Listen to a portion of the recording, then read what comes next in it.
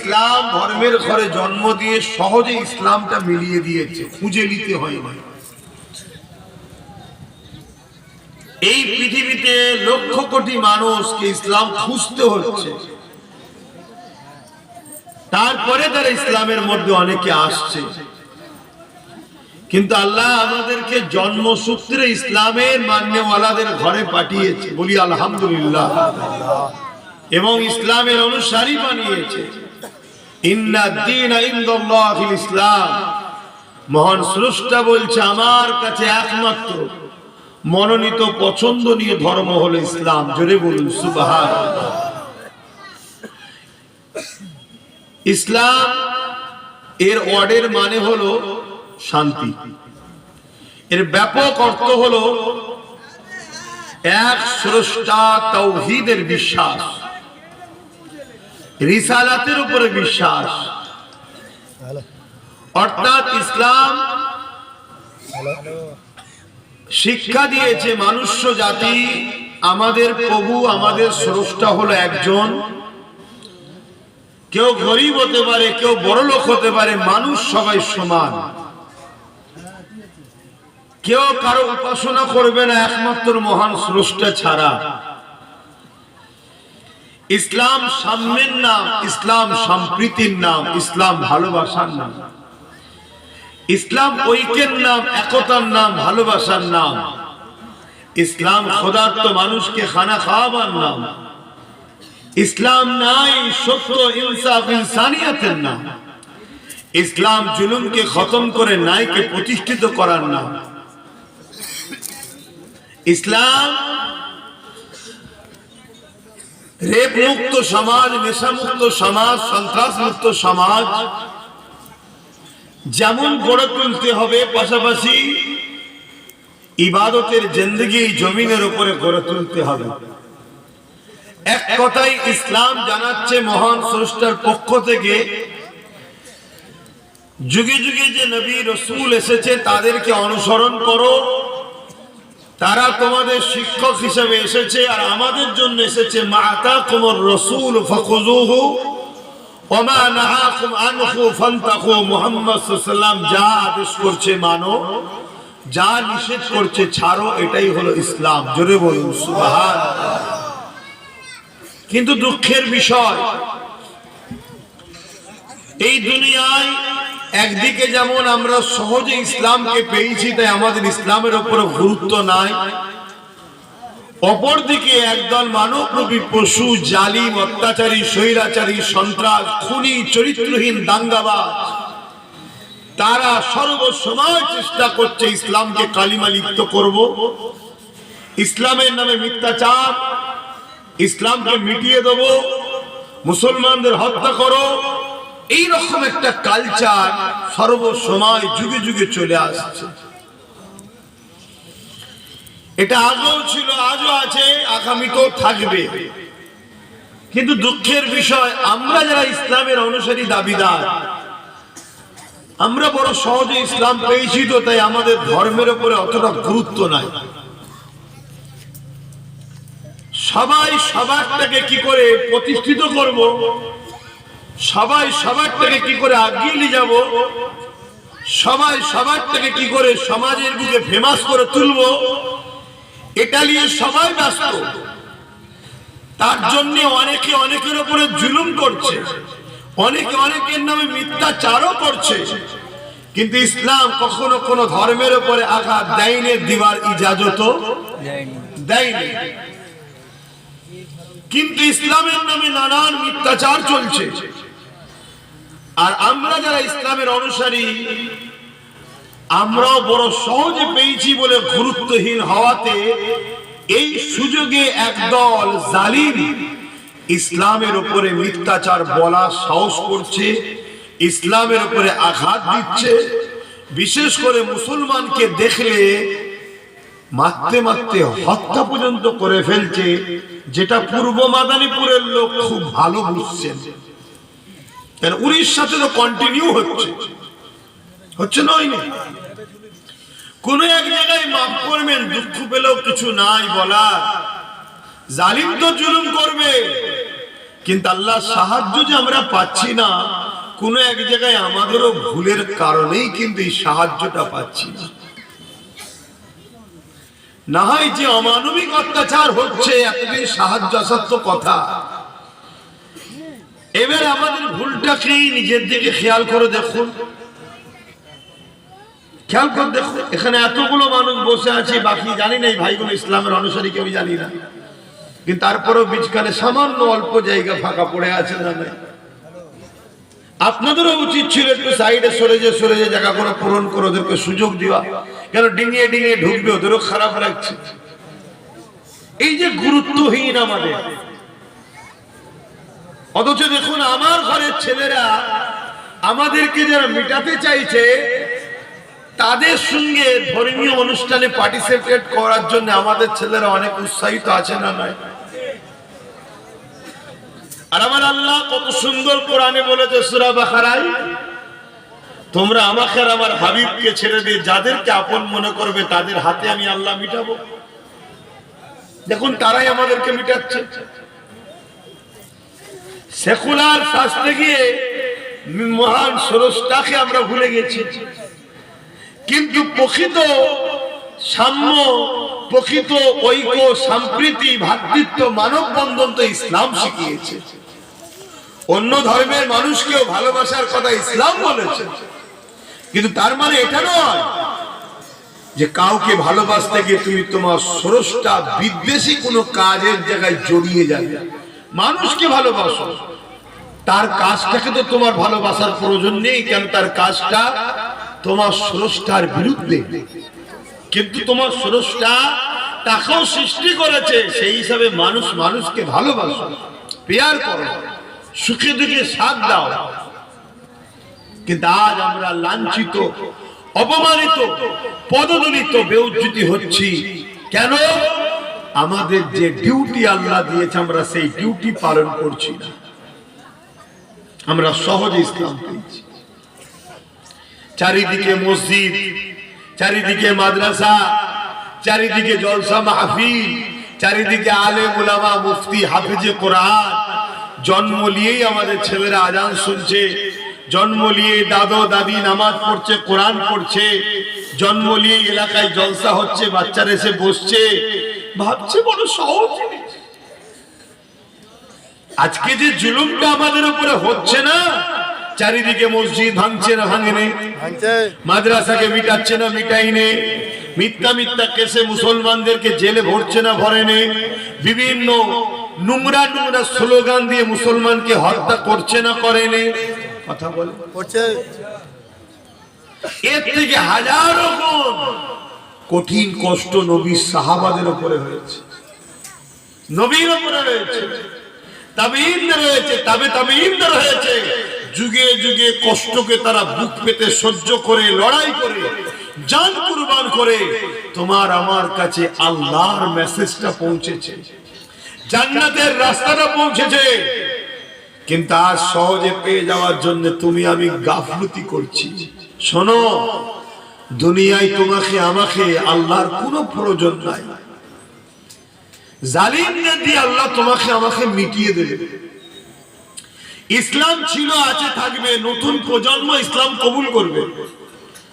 দেখছেন না আমেরিকাতে আগামী 35, 40, 45-এর মধ্যে ইউরোপ দুনিয়া সংখ্যা গুরু হবে ইসলাম। জোরে বলুন সুবহানাল্লাহ। তাহলে মুসলমান বাড়ছে না কমছে? নতুন নতুন যাদের বাপ দাদা কেউ মুসলমান ছিল না, তারা ইসলাম কবুল করছে। তাদের হাতে ইসলামের দায়িত্ব আল্লাহ তুলে দেবে, তোমাকে আমাকে মিটিয়ে দেবে। কেন? তুমি আমি গাফলতি করেছি। তুমি আমি নিজের পেটের জন্য যতটুকু সময় দিই তার 1% দিনের কথা ভাবি না। তুমি আমি দুনিয়ার বেঈমান কাফের ইসলাম বিদ্বেষী নেতাদের জন্য যতটুকু ভাবি তার 1% আমার রাসূলুল্লাহ দিনের জন্য ভাবি না। কথাটা কি আমার বলা ভুল না? একটু বলুন, সারা দেন না। তাহলে আল্লাহ কেন তোমাকে আমাকে ইজ্জত দেবে? এখনো সময় আছে, ভাবো। তোমাকে আমাকে আল্লাহ শ্রেষ্ঠ উম্মত করেছে কি জন্য? চুরি করার জন্য না, জালিমের সঙ্গে সাথ দিবার জন্য, অত্যাচার করার জন্য। তোমাকে আমাকে আল্লাহ খায়রুল উম্মাহ করেছে, শ্রেষ্ঠ উম্মত করেছে। দুটো কাজ, একটা হলো অন্যায়কে মিটাও, দ্বিতীয় হলো ন্যায়কে প্রতিষ্ঠিত করো, যেটাকে আরবিতে বলা হয় ইসলাম। জোরে বলুন সুবহানাল্লাহ। অন্যায়কে মিটাবার নাম ইসলাম, ন্যায়কে প্রতিষ্ঠিত করার নাম ইসলাম। ইসলাম। কেউ যদি শুধু মনে করেন আমি নামাজ পড়বো, রোজা রাখবো, হজ করব, দান খায়রাত করব, ও অন্যায় যা হচ্ছে বাবা ও বিরোধী করা আমার দরকার নেই, সে ইসলাম সম্পূর্ণ মানে না। সে ইসলামের অর্ধেক মেনেছে, অর্ধেককে মানে নাই। একদিকে যেমন নিজেকে ভালো কাজ করতে হবে, অপরদিকে সমাজে নারীদের উপরে জুলুম হলে জালিমদের বিরুদ্ধে দাঁড়িয়ে নারীদের অধিকার দিতে হবে। সমাজে যদি এতিমদের উপরে জুলুম হয়, এতিমদের পক্ষে দাঁড়িয়ে জালিমদের বিরুদ্ধে লড়াই করতে হবে। সমাজ নেশাগ্রস্ত হয়ে যাচ্ছে, নেশাকে মুক্ত করতে হবে। সমাজে দুর্নীতি ভরে যাচ্ছে, দুর্নীতি মুক্ত করতে হবে। এর নামও ইসলাম। এটাকে কেউ বলবে রাজনীতি, এটাকে কেউ বলবে কি রাজনীতি। তোর ভাষায় কি আছে আমি জানি না, আমার ভাষায় হলো জালিম শাসকের বিরুদ্ধে লড়াই করে জালিম শাসককে জাহান্নামে পৌঁছে দিবার নাম হলো ইসলাম। জোরে বলুন সুবহানাল্লাহ। কদিন শুনছেন না কোন একজন চরিত্রহীন জালিম ইসলামের বিরুদ্ধে মিথ্যা কথা বলছে, যে মুসলমান ইসলাম বলেছে হ্যাঁ অমুসলিমদের ঘরে ধরে যেখানে পাবে সেখানে মেরে ফেলো, বলছে না? না, এটা অমুসলিমদের ঘরে ধরে মেরে ফেলার কথা বলা হয় না। এখানে বলা হয়েছে যুদ্ধ চলছিল, যুদ্ধ। একটা শান্তি চুক্তি হয়েছিল, সেই শান্তি চুক্তিকে ভঙ্গ করেছিল একদল মুশরিক, রেপিস্ট, চরিত্রহীন, খুনি, দাগী, আসামি, যারা বাচ্চা বাচ্চা মেয়েদের ঘরে পর্যন্ত রেপ করত, জেন্ত মেয়েদের ঘরে পুঁতে দিত, বাজারে নিলামে তুলে মেয়েদের ধান্দা করাতো, বিক্রি করত। এদেরকে মেরে ফেলা দরকার আছে না? আছে। আপনারা সাপোর্ট করবেন? আজকের এই কোয়ালিটির যারা আছে তাদের কাছে একটা অবজেকশন হয়েছে। এই কোয়ালিটির যারা আজকের দিনও রেপকে পছন্দ করে, নারীদের ধান্দা করায়, বাচ্চা মেয়েদের ঘরে হত্যা করে। দেখলেন না কাশ্মীরে মন্দিরের মধ্যে আশিটাকে রেপ করা হলো, তার পক্ষে কিছু লোক সাপোর্টে বেরিয়েছিল, দেখেন না? এই সব কোয়ালিটির লোক যারা আছে তারা আজকের দিনে আয়াতটাকে ডিস্টার্ব করছে তাদের জন্য। অ্যাকচুয়ালি আয়াতে কি বলেছে? একটা চুক্তি হয়েছিল সাহাবা হুজুরদের সঙ্গে, এই জালিমরা চুক্তি করেছিল। সেই চুক্তিকে জালিমরা, সন্ত্রাসরা ভঙ্গ করেছিল। আল্লাহ পাক তখন আমার নবীকে আদেশ দিলেন যে ওরা যেভাবে ভঙ্গ করে জুলুম অত্যাচার করছে, মানুষকে খুন করছে, নারীদের ইজ্জত লুটছে, মানবতাকে ধ্বংস করে দিচ্ছে, ওদেরকে 4টে মাস সময় দিলাম। কেন 4টে মাস? ইসলামের যুদ্ধ করা হারাম। শুনছেন তো? এই 4টে মাস সময় দিলাম, ওদেরকে বলুন জুলুম বন্ধ করতে, পরিবর্তন হতে। যদি না হয় আমি আপনাকে ইজাজত দিলাম, ওদের বিরুদ্ধে যুদ্ধ করুন। ওই সকল চরিত্রহীন, জালিম, অত্যাচারী, মুশরিক, কাফেরকে যেখানে পাবেন সেখানেই হত্যা করুন। শুনছেন তো? তাহলে একটা হলো, এবারে কাফের কথাটা শুনে আমরা অনেকে মনে করি গালি দেওয়া হয় না। কাফের হলো সত্যকে যারা অবিশ্বাস করে, অস্বীকার করে, তাদেরকে বলা হয় আরবিতে কাফের। কথা বুঝে আসছে না? তো সেই জায়গাতে যদি কোনো কাফের, সত্যকে অবিশ্বাসকারী কোনো কাফের যদি এইভাবে নারী দেহ শোষণ করে, নারীদেরকে বিক্রি করে, বাচ্চা মেয়েদেরকে রেপ করে, যেমন সোশ্যাল মিডিয়ায় দেখেছেন হয়তো অনেকে, একটা আইল্যান্ড আছে, সেখানে 13-14 বছরের মেয়েদের ঘরে সব বন্দি করে নিয়ে যাওয়া হচ্ছে। নিয়ে গিয়ে সেখানে তাদেরকে নেশা করিয়ে দেশের ভিআইপি যারা, টপ দেশের ভিআইপি যারা, তারা ওই 13-14 বছরের মেয়েদের সঙ্গে নোংরা কাজ করছে। সব বাপ সমতুল্য লোক আছেন, কি বলবো, কিন্তু হাকিকতটা বলুন, এই সকল পশুগুলোকে মেরে দেওয়া দরকার আছে না? আমি ভাই মারার পক্ষে। কথা বুঝে আসছে না? এবার এই সকল 13-14 বছরের মেয়েকে যারা নেশা করিয়ে তাদের সঙ্গে শারীরিক রেপ করে, তাদেরকে মজা করে, ধর্ষণ করে, রক্তাক্ত করে, খুন করাকে যারা পছন্দ করে, আর তাদের পক্ষে যারা থাকবে তাদেরকে আমি দুপায়ে পশু মনে করি। আপনারা কি মনে করেন? মনে করেন তো নাকি? তাহলে সেই সকল পশুদের এখন কোরআনের কিছু কিছু আয়াতে অসুবিধে হচ্ছে। কেন? এই আয়াত যত মানুষের কাছে প্রকাশ হচ্ছে, এই পশুগুলো টেনশনে পড়ছে, যদি আমাদের উপরেও চড়াও হয়ে যায়। এই কথা বুঝে আসছে না? হ্যাঁ, ইসলামে কোনো জায়গায় নেই যে কোন ধর্মের বিরুদ্ধে ইসলাম লড়াই করার ইজাজত দিয়েছে।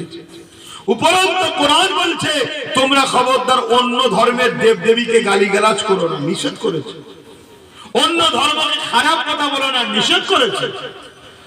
ইসলাম বলেছে কোন যদি গায়ের মুসলমান বিপদে পড়ে তাকেও যদি তুমি সাহায্য করো, মনে রেখে দিও কিয়ামতের দিন আল্লাহ তোমাকে সাহায্য করবে। জোরে বলুন সুবহানাল্লাহ। তাহলে একটা হলো হক সত্যকে অস্বীকার করে যে জুলুম অত্যাচার করছে, সেই জালিমদের বিরুদ্ধে ইসলামের সর্বোচ্চ ফতোয়া এটা যে যারা রেপিস হয় তাদেরকে গলা পর্যন্ত পুঁতে পাথর মেরে মেরে মেরে ফেলো। আপনারা কি চান রেপিসরা গলা ফুলের মালা দিয়ে ঘুরে বেড়া? তাহলে কেন ইসলামের কথা বললো? কেন ইসলাম বলছে নারী হলো মায়ের জাত। যে মায়ের জাতের সম্মান যে পুরুষ করতে পারে না, সেই পুরুষ মানব রূপী একটা দুপায়ে পশু, হিংস্র পশু, একে বাঁচিয়ে রেখো না। এর জন্য আমি স্রষ্টা, আমি আইন করছি, আমি জানাচ্ছি, ওকে মেরে দাও। শুনছেন তো নাকি? কিন্তু এতে আজকের কিছু লোকের অসুবিধে হয়েছে। শুনছেন তো নাকি? কাদের অসুবিধা হচ্ছে? যারা আজকের দিনে এই কোয়ালিটির মধ্যে পড়ে তারা দেখছে এটা আমাদের বিরুদ্ধে লাগছে। জানো, কারণ আমরাই তো সেই সন্ত্রাস, আমরাই সেই চরিত্রহীন, আমরাই তো সেই জালিম, আমরাই তো সে নারীদের শোষণকারী, আমরাই তো সে জঙ্গি, আমরাই তো সে সন্ত্রাস। তাই তারা জোর করে কোরআনের এই আয়াতের বিরোধী করার জন্য মিথ্যাচার করছে। অথচ এই আয়াতেরই 6 নম্বর আয়াতে আল্লাহ কি বলছে? এই পাপীদের মধ্যে, জালিমদের মধ্যে কেউ যদি আবার বলে যে ভাই আমি ভুল করেছি, আমাকে মাফ করে দাও, আল্লাহ পাক বলছে তাদেরকে ক্ষমা করো এবং তাদেরকে নিরাপত্তা দিয়ে নিরাপত্তার জায়গাতে পৌঁছে দাও। জোরে বলুন সুবহানাল্লাহ। এইটাকে কিন্তু আর বলবে না, আগেও বলবে না, পরেরটা বলবে না। জালিমের শাস্তি হোক, এটা বলা দরকার আছে না? না আছে। এখন আমার দেশে একজন উন্নয়তে একটা বোনকে একজন রেপ করেছিল, হঠাৎ করে তার জামিন হয়ে গেল, আবার আন্দোলন হচ্ছে। এখন আন্দোলন যারা করেছে তারা কি আন্দোলন করছে? যে রেপিস্টকে সাজা দাও, সাজা দাও, দেশে বাস করি, দেশের আইন অনুযায়ী শাস্তি হবে। কথা বুঝে আসছে? এখন সে যদি কোন ধর্মের সঙ্গে সম্পর্ক আছে, এখন যদি বলা হয় ওর শাস্তি চাওয়ার জন্য কেউ যদি বলে এরা অমুক ধর্মের লোকেদের বিরোধী, এটা কি মূর্খের মতো কথা না? কথা বলে। আজকে ধরুন একজন কোন মুসলিম ঘরে জন্ম নিয়ে কোন ছেলে কুলাঙ্গার হয়েছে, হতে পারে না, পারে না, একটা দুটো ভুলা হতে পারে না, পারে।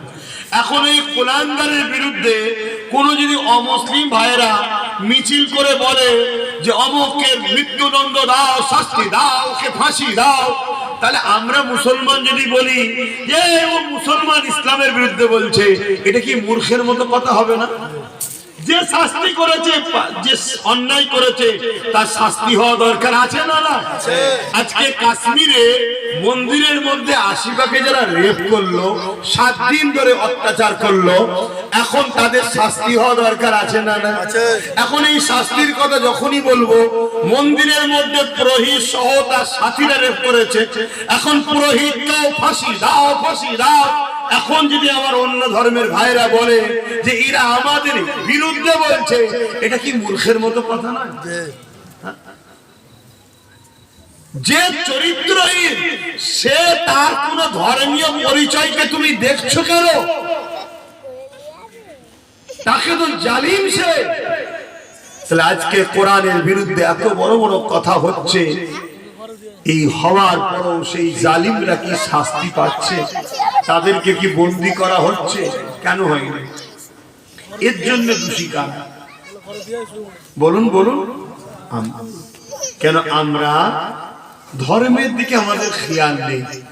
আমাদের জিন্দেগিটা ওই কোন রকম ইদর উদর খোর কিছু একটা পা বাপাকাপ খেলে আবার হই হই করে। আল্লাহ যেন আমাদেরকে এই জন্য বানিয়েছে। যুবকেরা তরুণেরা মন দিয়ে শোনো, দুনিয়া আমাদের জন্য চিরস্থায়ী নয়। মৃত্যু একদিন একদিন হবে। কার কবে মরণ হবে কেউ জানে না গো। আর মরণ হয়ে গেলে কার মাটি হয়ে যাবে। ওই কবরের জমিন তোমার কি হবে একবার ভাবো। প্রতিদিন কবর তোমাকে আমাকে ডাকছে, আয় তৈরি হয়ে আয়। আমি কবর একা থাকার জায়গা, আমি কবর পোকামাকড়ের জায়গা, আমি কবর অন্ধকার জায়গা। ওই কবরের জমিনে তুমি আমি কি জবাবটা দেবো, কিভাবে থাকবো? এর জন্য তোমাকে আমাকে প্রস্তুত হওয়া দরকার। আল্লাহ কোরআনে জানিয়ে দিলেন, ওয়াল তানজুরু নাফসুম মা কদ্দামাত লিগাদ। প্রতিটা নফসের উচিত পরকালে বেশি বেশি করে ভাবা। এ যুবক তরুণেরা, আমার বাপেরা মায়েরা বোনেরা, আল্লাহ আমাকে আপনাকে ছাড় দিয়েছে, ছেড়ে কিন্তু দেয়নি। আল্লাহ তোমাকে আমাকে জমিনে পাঠিয়েছে রেপিস্টদের বিরুদ্ধে লড়াই করার জন্য, জালিমদের বিরুদ্ধে লড়াই করার জন্য, সন্ত্রাসদের বিরুদ্ধে লড়াই করার জন্য, খুনিদের বিরুদ্ধে লড়াই করার জন্য, স্বৈরাচারীদের বিরুদ্ধে লড়াই করার জন্য। আবার তোমাকে আমাকে এই জমিনের উপরে ডেলি 5 বার আল্লাহকে সিজদা করার জন্য, নামাজে আসা, আবার বছরে একটা আমার রোজা রাখা, তোমার আমার শরীরের আপডেটের জন্য। আবার তুমি আমি যদি মালদার হই, শতকরা 2 টাকা যাকাত জীবনে একবার আল্লাহ কাবায় হাজিরি দেওয়া। এই তো কোটি কত কাজ আল্লাহ দিয়েছে। এ যুবককে তোমাকে দুটো চোখ দিল, কে তোমাকে দুটো হাত দিল, কে তোমাকে আশরাফুল মাখলুকাত মানুষ বানালো, কে তোমাকে দুটো পা দিল। তুমি তোমার জিন্দেগির দিকে তাকাও আর নিজে থেকে ভাবো, তোমার আমার জীবনটা মানুষের জীবন হচ্ছে না আশরাফুল মাখলুকাত জন্ম হয়ে জীব জন্তুর মতো জীবন হয়ে গেছে? ভাবো। সমাজে জীব জন্তুদের ঘরে দেখেছি যার ক্ষমতা একে অপরকে ছিঁড়িয়ে ছিঁড়িয়ে খায়, বাকি কোনো সব দূর থেকে দেখে পালিয়ে যায় আর যায়। এরম জীবন হয়ে যায় না তোমাদের? বলো। জীব জন্তুরা খাচ্ছে দাচ্ছে ঘুমোচ্ছে, যেখানে খাচ্ছে সেখানে ঘুমোচ্ছে, তাদের ইজ্জত সম্মানের কোনো ব্যাপার নেই। এর কাছে যাই লাথি খায়, ওর কাছে যাই লাথি খায়। আমরাও লাথি খাচ্ছি, এখানে লাথি ওখানে লাথি। এই হচ্ছে না? হয়নি? একটু ভাবো, ভয় করো আল্লাহকে। কিয়ামতটা বড় কঠিন হবে যুবক। কিয়ামতের দিনে আল্লাহ তোমাকে আমাকে উঠাবে সবাইকে।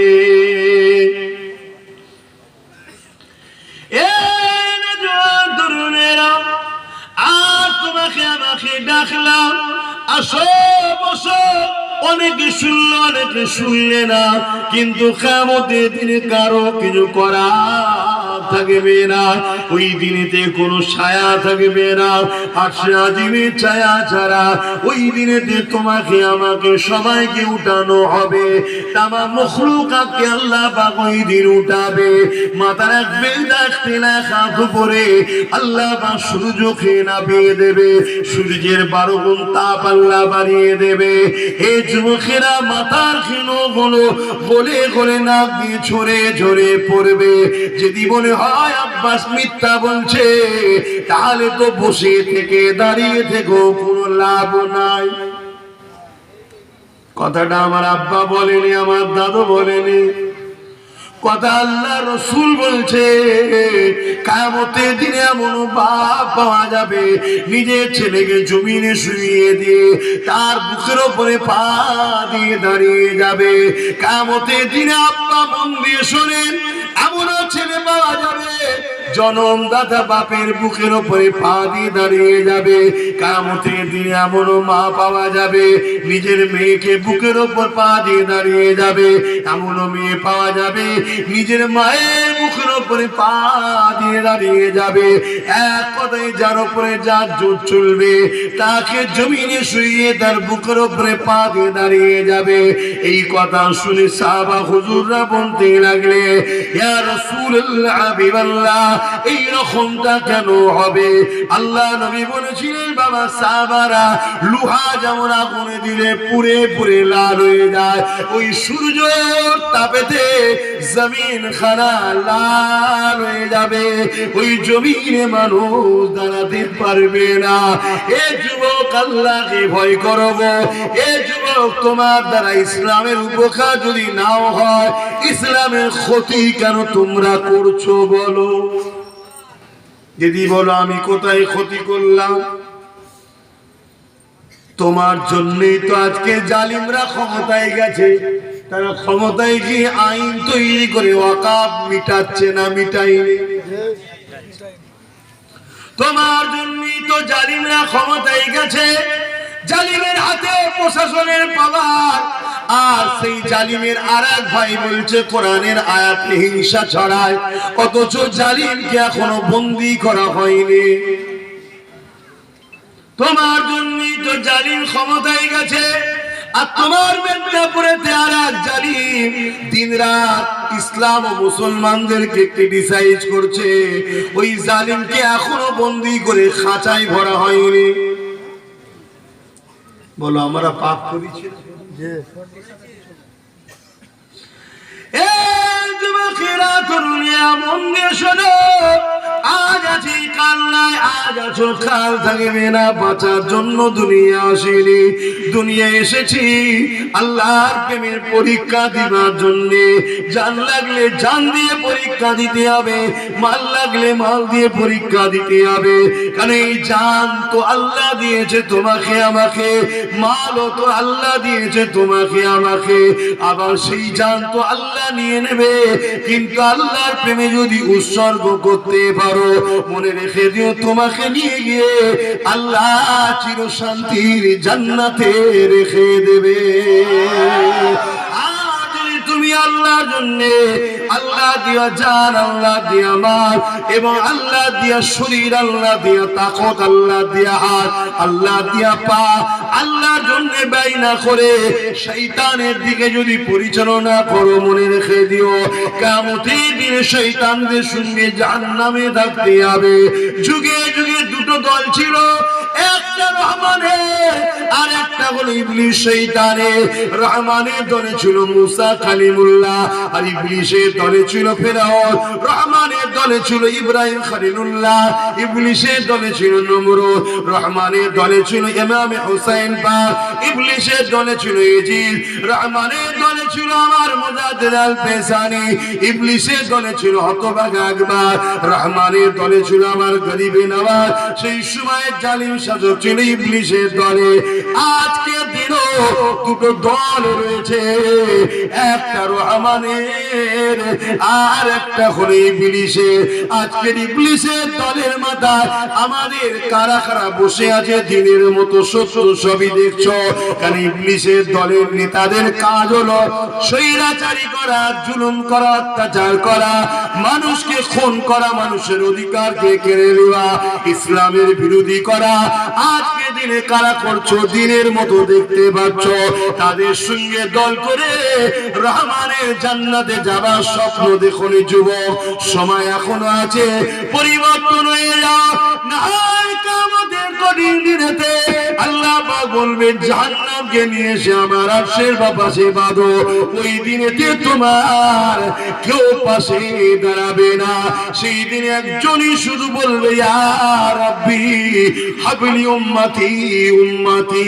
তিনি অন্য কেউ না, তিনি তোমার আমার নবী নূর নবী হাবিবুল্লাহ।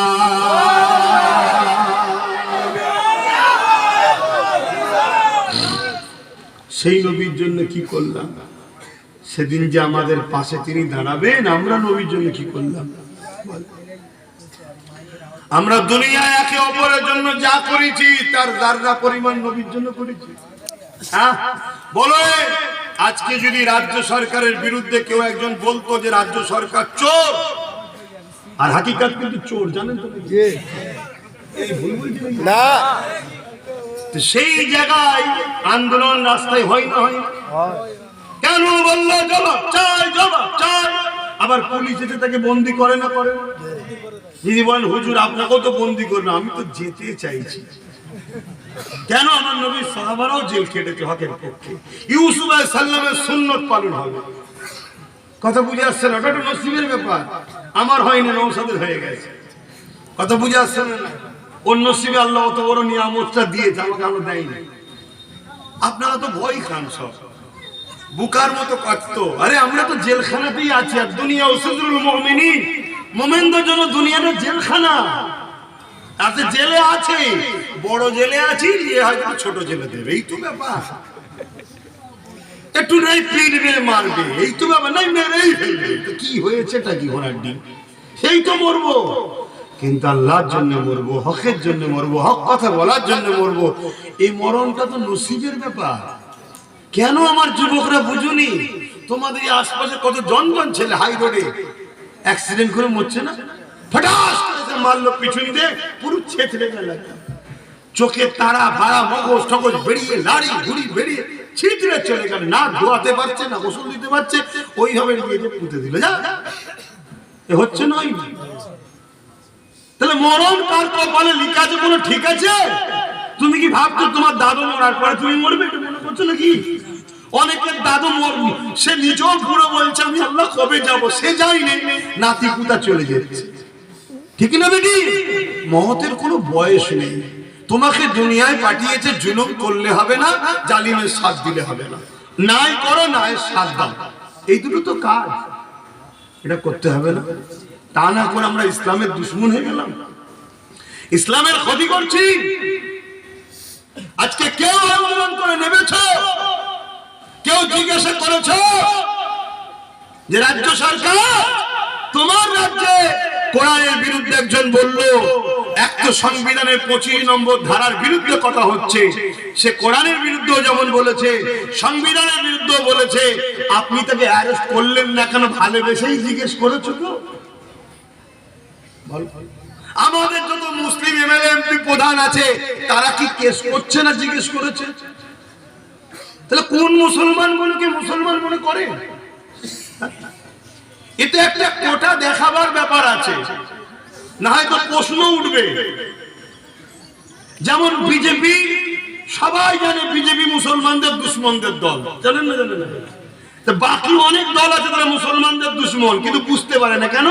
একটা কোটা ভাগ দেয়, 30% মধ্যে যা 10টা মুসলমান নেতা করলাম, 10টা এমএলএ করলাম, 10টা প্রধান করলাম, আমরা ভাবি ওই তো আমাদেরকে দিচ্ছে, আর আমাদের মুসলমান এই তো নেতা আছে। কিন্তু পার্টি ওই মুসলমানগুলোকে দেয় যারা প্রকাশ্য ইসলামের দুশ্মনের থেকেও খারাপ, জঘন্য, ওই সকল 2 নম্বর গুলোকে নেতা বানায়, যাদের দ্বারা আমার কওমের কোনোদিন কাজে লাগে না। বলুন লেগেছে?